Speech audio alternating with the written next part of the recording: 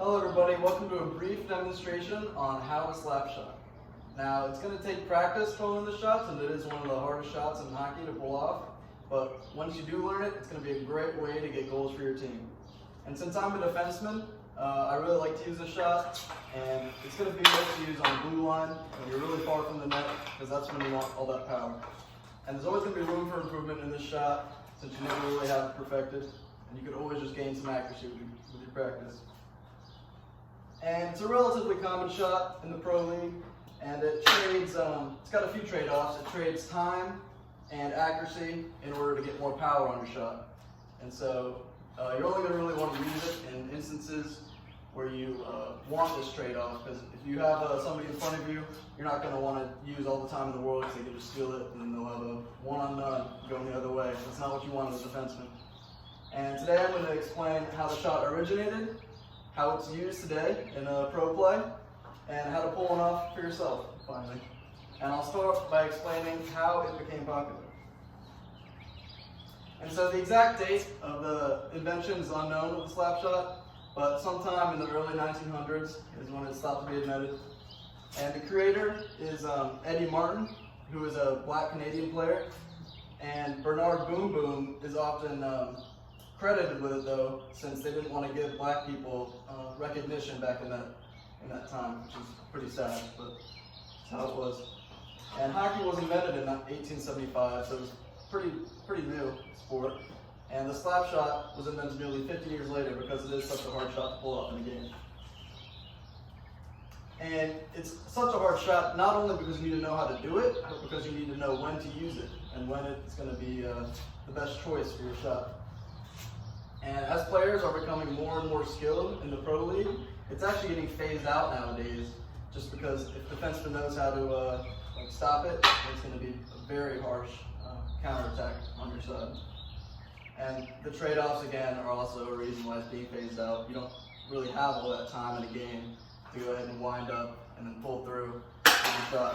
And you need some accuracy nowadays, because if you're not going for the net, what you're really going for.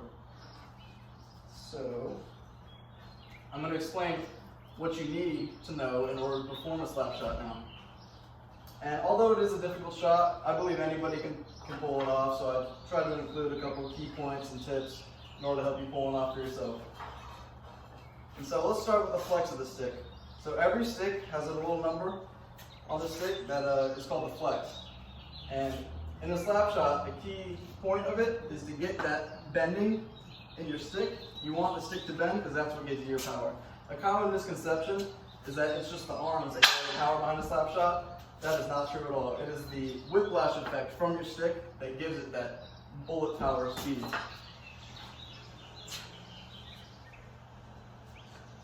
And so your flex, you want to have about, give or take about 20. You want about half your weight is what the flex. And so here I have a 80 flex stick.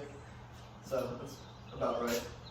And if you have too high of a flex, you're not going to get the whiplash effect you want. Too low, you're at risk of breaking your stick on the ice, and that's no good.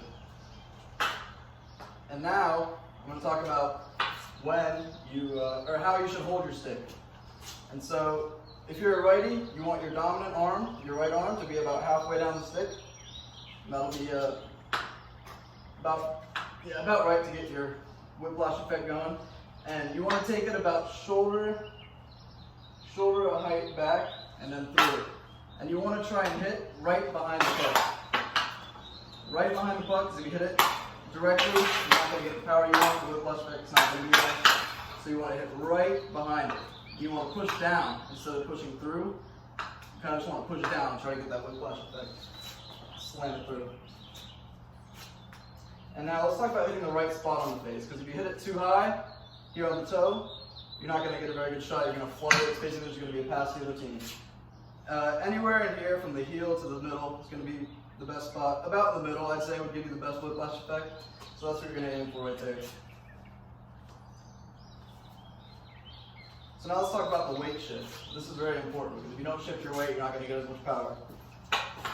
So you want to shift your weight back to your back foot, and then through to your front foot.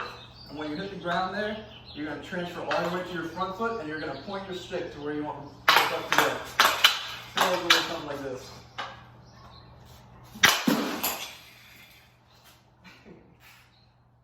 Alright. And now once you combine all those tips and tricks, you're ready to take to the ice. And so I hope these tips will help you perfect the slap shot and incorporate it in your play, and be smart with it. Don't just try and throw slap shots at the net for no reason. And thank you for listening.